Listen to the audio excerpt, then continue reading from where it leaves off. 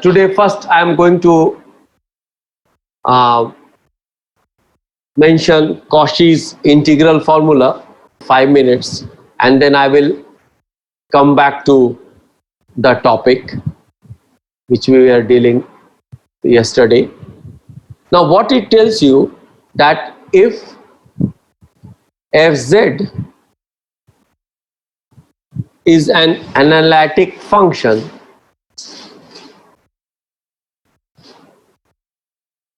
inside and on the boundary of a contour C, okay, prove that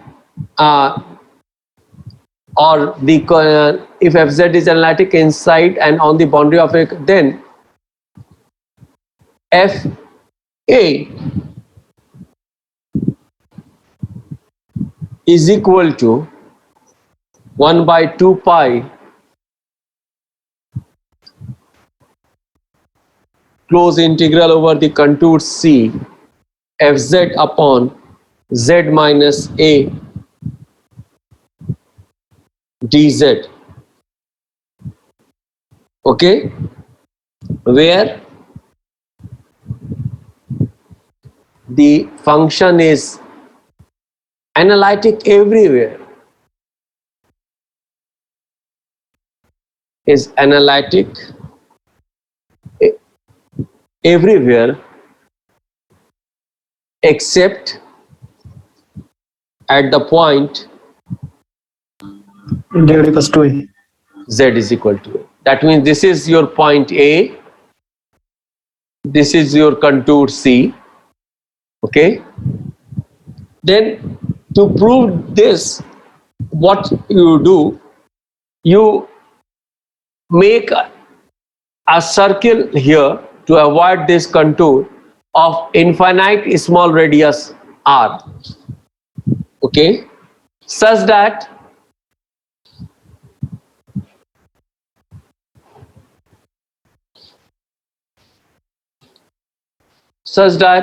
z minus a is equal to r, and z minus a we write it as r e to the power I theta, where theta lies between 0 and 2 pi. Is it not? Yes, sir. Now, if this is so, then we write this expression as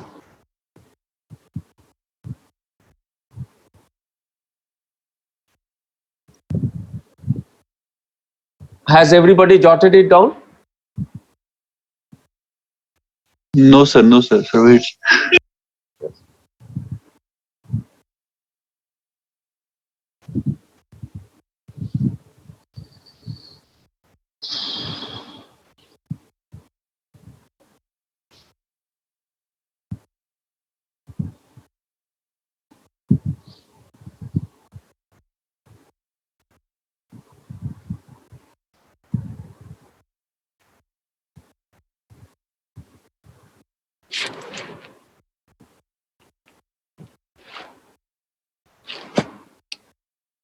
Okay. Now, we can write this as fz upon z minus a dz, this part, close integral fz upon z minus a dz.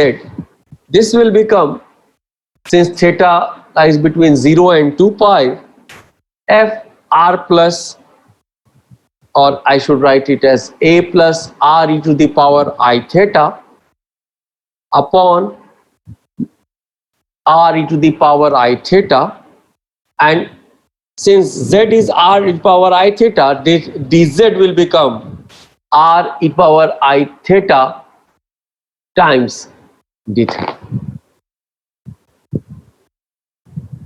Okay, and that means this is nothing but I 0 to 2 pi f a plus r e to the power I theta d theta. Now this is an infinite small circle of radius r. Therefore, when we take the limit r tends to 0, I 0 to 2 pi f a plus r power I theta d theta, this part will become 0 and f will be a function of a.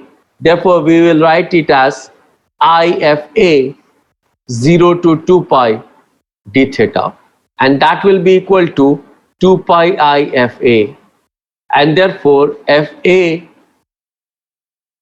is 1 over 2 pi I. Either you can write fz by z minus a. Okay, this is nothing but Cauchy's integral formula. And then we also know that if there are many such points inside the contour, then fz dz is equal to, if you draw say infinite number of circles for infinite number of points which are not analytic inside the region, then that is equal to close integral over c1 fz dz plus close over integral of c2 fz dz and so on. But that is not required here. What is required for us, that is of interest, is the simple evaluation of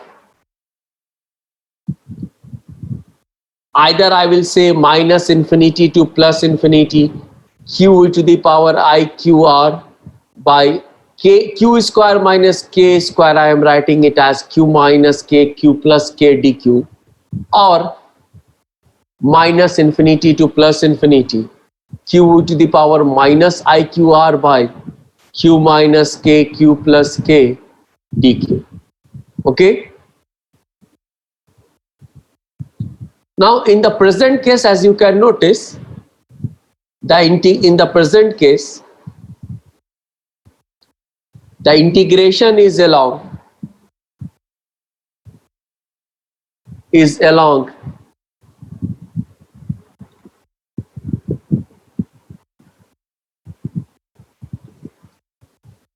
real axis, and it passes over the pole where singularity is at are at plus minus k. Now whenever you have a singularity, you have to avoid that in order to integrate the expression. And how do you do that? To avoid that in singularity, you make a detour, you make a bypass road. Instead of going through the main road, suppose this is your imaginary q, this is your real q, and these are the singular points q minus k and q plus k. Since these are the singular points, therefore you are supposed to avoid this singularity, and in order to avoid this singularity, what you do, you make a detour and you go via this path.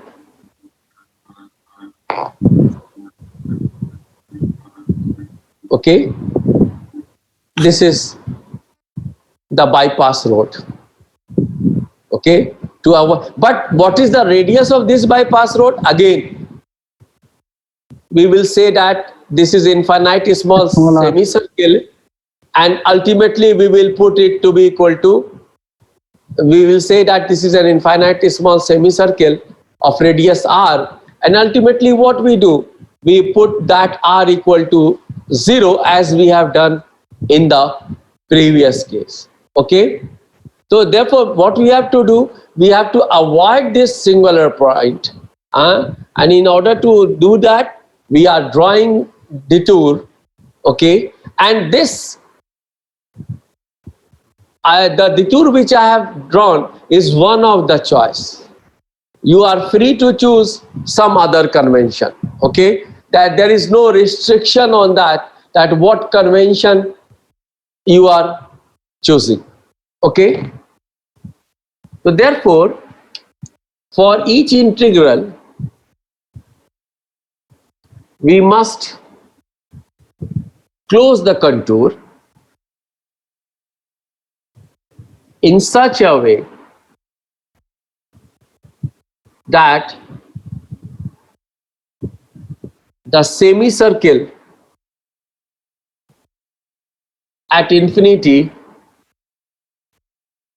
gives zero contribution. And how we do that?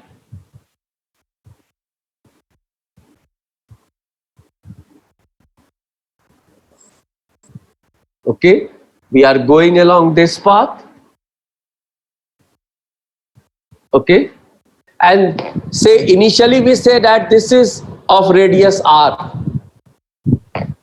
but what we will do, since the limit is from minus infinity to plus infinity, therefore ultimately we put this r to be infinity and this r to be the radius here to be equal to 0. This is how we evaluate the integrals.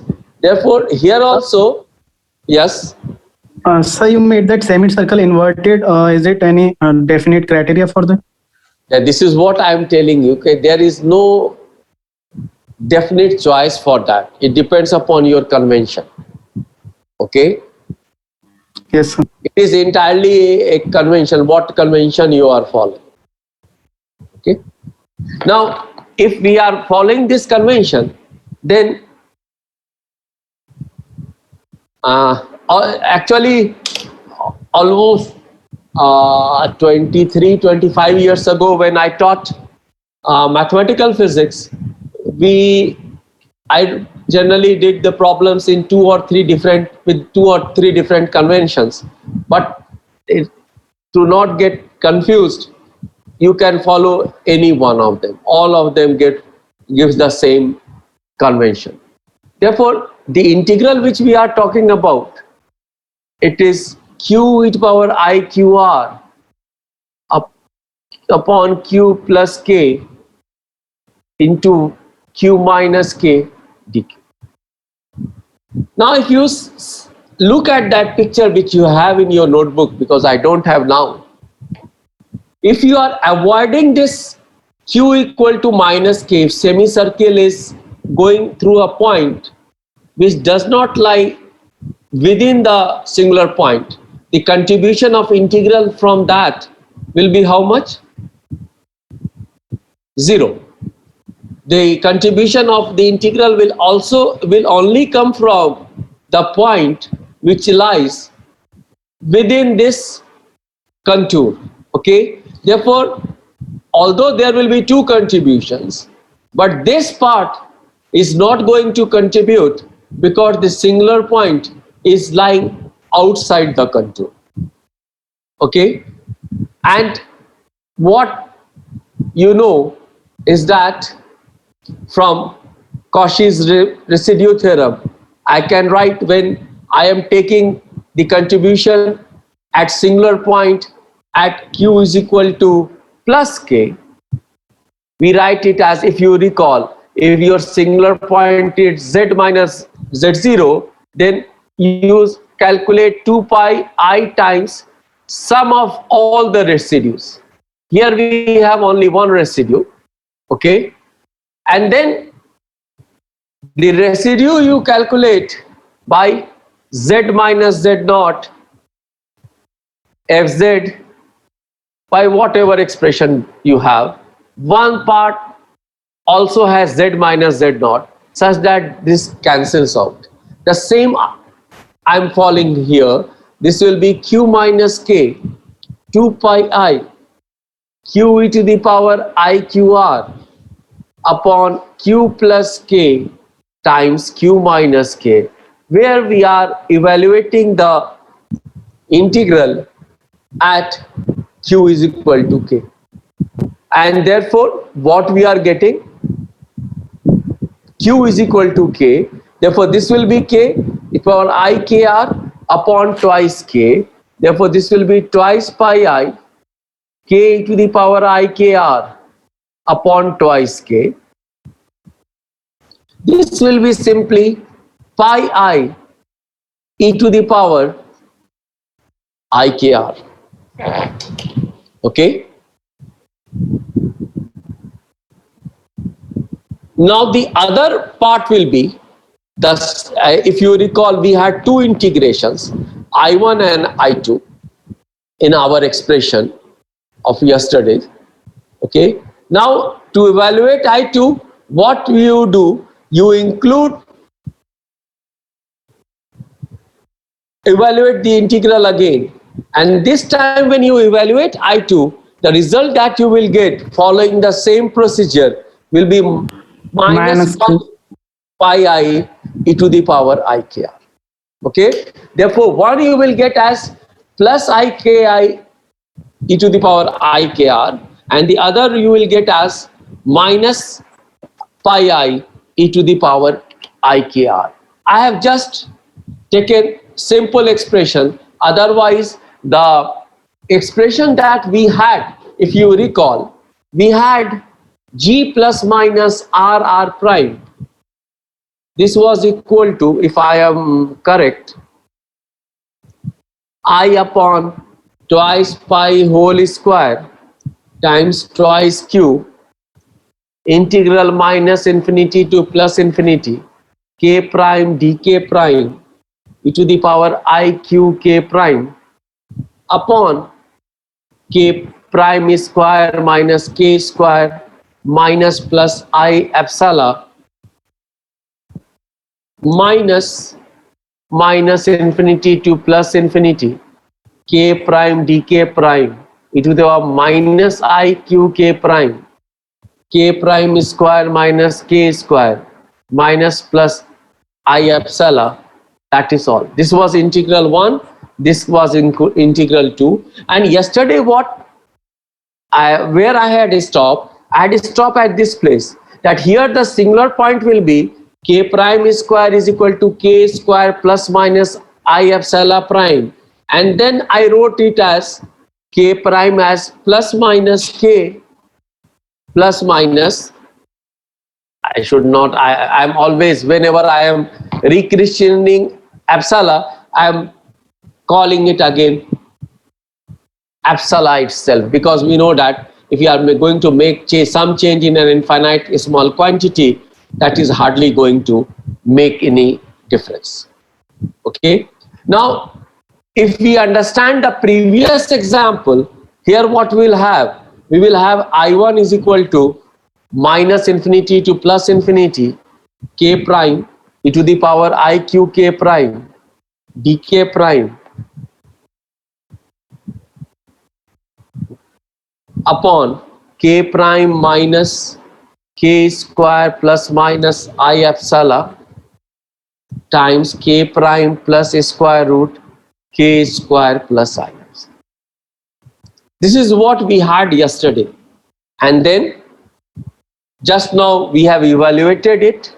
This will be twice pi I k prime e to the power I q k prime upon k prime plus k square plus minus I epsilon, evaluated at k prime is equal to k square plus I epsilon.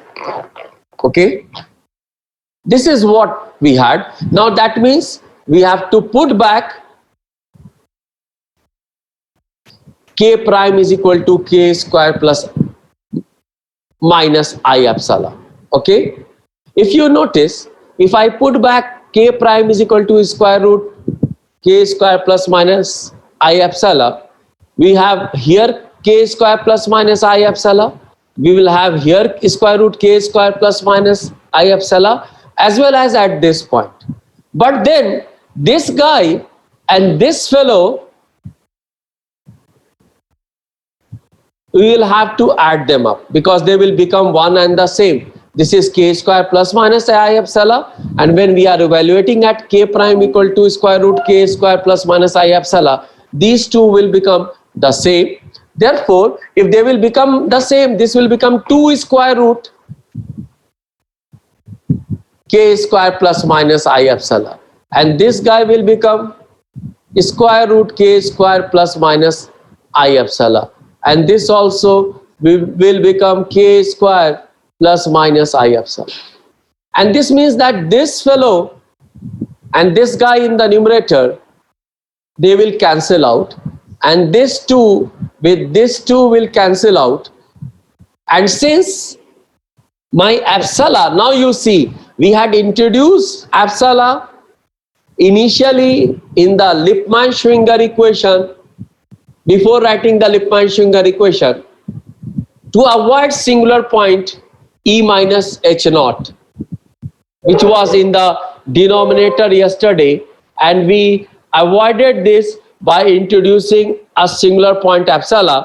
But I had told you that ultimately we have to take this epsilon equal to 0 because epsilon is not at all there in the initial picture.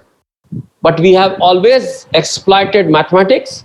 We have first introduced epsilon to avoid the singularity. Once we have evaluated the integral, now we will say that no, we don't need you because you were not there in the picture to start with. And that means when I will do that, this guy will become 0, and what we will have, pi I e to the power I qk. Now look at it, whether you are convinced or not. Okay?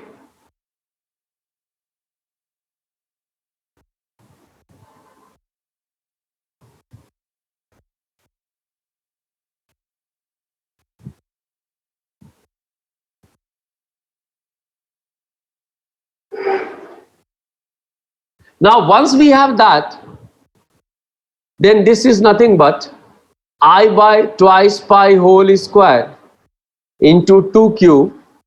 This is giving us pi I to the power I qk with a negative sign here, and then a negative sign. This will be, we have just now evaluated an example before that, this will be minus a pi I e to the power I qk.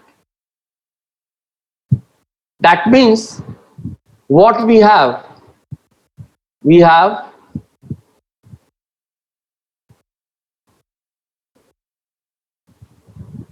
this is equal to I by twice pi whole square 2q twice pi I e to the power I qk.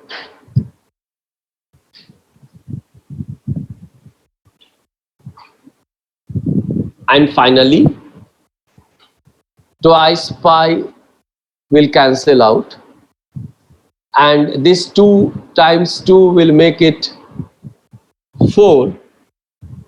We will be left with 1 pi and then q. Therefore this is, and I square will give me minus sign, 4 pi q e to the power I qk. Now recall, what was my q to start with? Q was initially R minus R dash.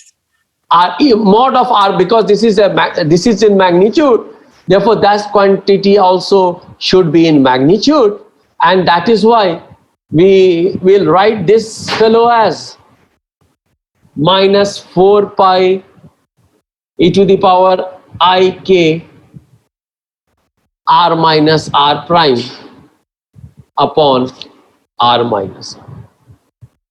Is it not?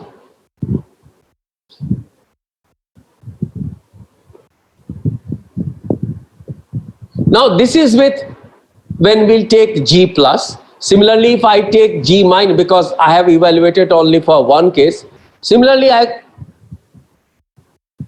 may take G minus to start with, then you will have, we should write it as plus minus, because plus sign will be for G plus and minus sign will be for G minus. And just after this I will show you that G minus is not of our concern. That is why we altogether we don't talk about it, but since mathematically it is there, we cannot avoid it.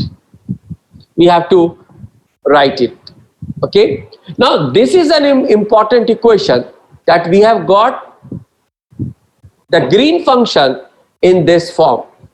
Now once we have G, the expression of for G, we will put it back in our original expression of integral representation of Lippmann-Schwinger equation, and we write, I don't remember what was that equation, because I don't have track about those equations, but you can write in your notebook. We have psi kr is equal to phi kr. Remember, we had a positive sign here, but now because of G, we are getting a negative sign. And then mu by twice pi h cross square, because there was a factor h cross square by twice mu with which we had multiplied. Now that when we will include here along with the green function, this will give me minus mu by twice pi h cross square e to the power I k r minus r prime upon r minus r prime v r prime psi r prime dr prime.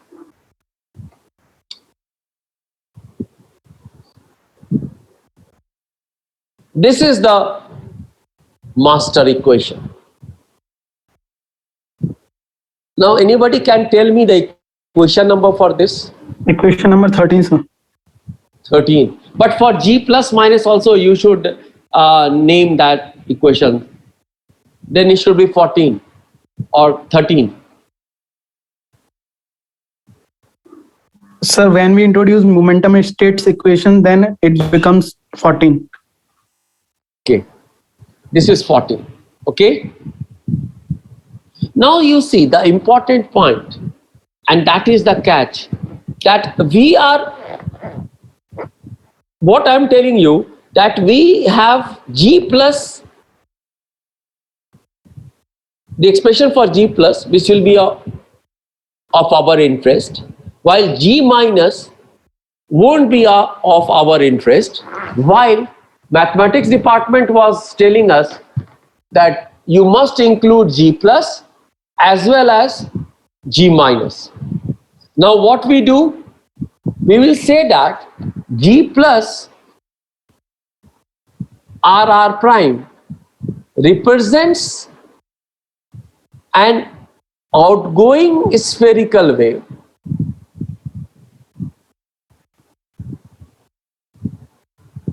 emitted from R prime, and G minus R prime, because this is e to the power minus ik, therefore this is representing, G minus represents an incoming spherical wave that converges onto R prime. There, since scattered waves are always outgoing waves, therefore G minus RR prime won't be of physical interest. See, this was the region scattering, this was the scattering region where the potential was effective, and after the scattering you had this spherically outgoing wave, while the incident wave was a plane wave, and then there were some unscattered wave. Therefore, the important point was that the incoming wave was a plane wave, and the scattered waves, they are the outgoing spherical waves. Therefore, to our use, we will have G plus, the expression for G plus, and we will throw G minus into the dustbin. Okay. Now I will focus on mod of, again mind it, this region is R prime. Yesterday I drew a picture, if you recall. This was my R prime.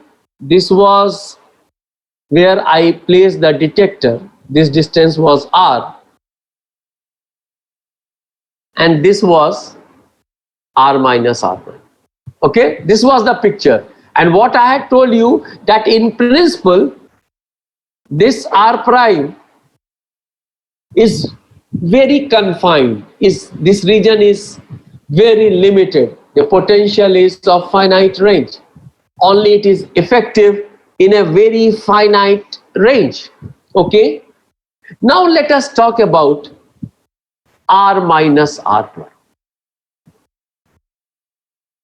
Now you see, and this I can write it as R square plus R prime square minus 2 R dot R prime. Is it not? Yes, sir. And this will be R square plus R prime square minus 2 R prime cosine theta. Okay. Sir, And this, yes. although incoming waves are plane waves, but you wrote incoming waves, spherical incoming waves in that statement above. Yes, what I am telling you, that if you consider G minus, then you will have e to the power minus I k R minus R prime upon R. What physically that represents? Physically that represents an incoming spherical wave. Is it not? Yes, sir. E to the power I k R represents a spherically outgoing wave, and e to the power minus I k R by R represents an incoming spherical wave. Okay. What I am telling you, that incoming wave is always a plane wave. It is never a spherical wave. While when the scattering will take place, you will have an outgoing spherical wave. Therefore, in principle, in reality, in a scattering experiment, you have an outgoing spherical wave, but you never have an incoming spherical wave.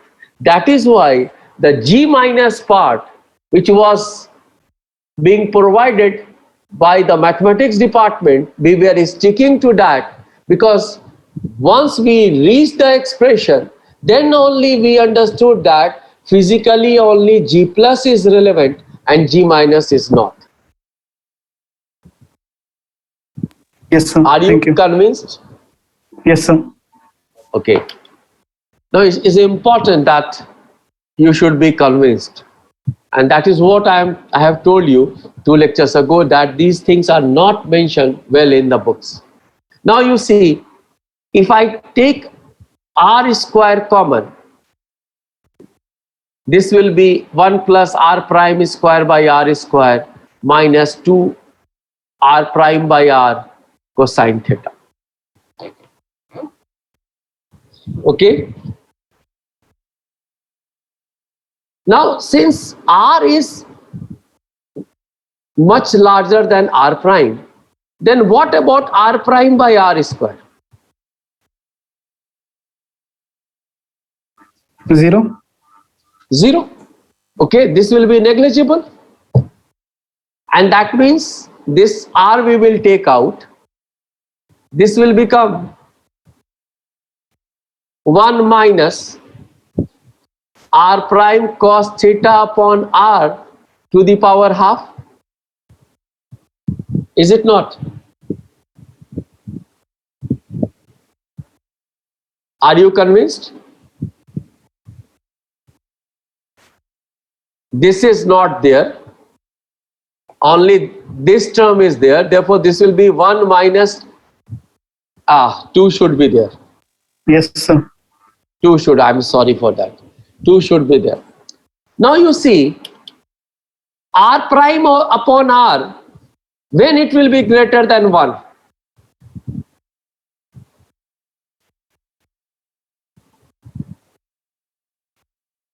When r dash Anybody? is larger than r. When r dash will become larger than r?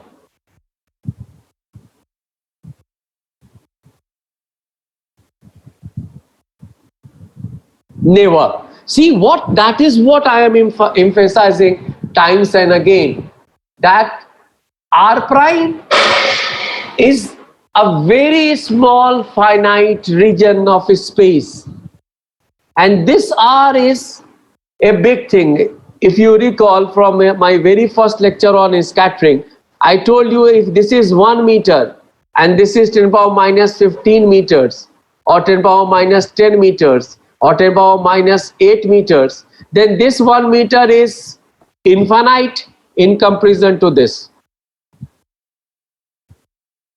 Okay?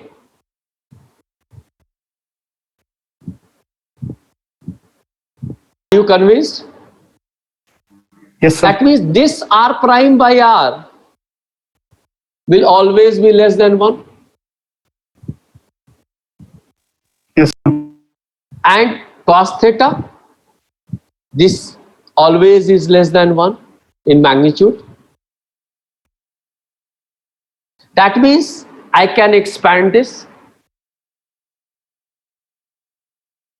and that means this will be 1 minus, the first term will be r, ये फिर से हम लोग को reconnect करना पड़ेगा, r prime cos theta by r, and we will neglect all the other terms because those will contain r prime by r whole square, r prime by r whole cube, and so on. And then I will write it as this as r minus r dot r prime, because r I will bring the inside, and this r will get cancelled with this r, and this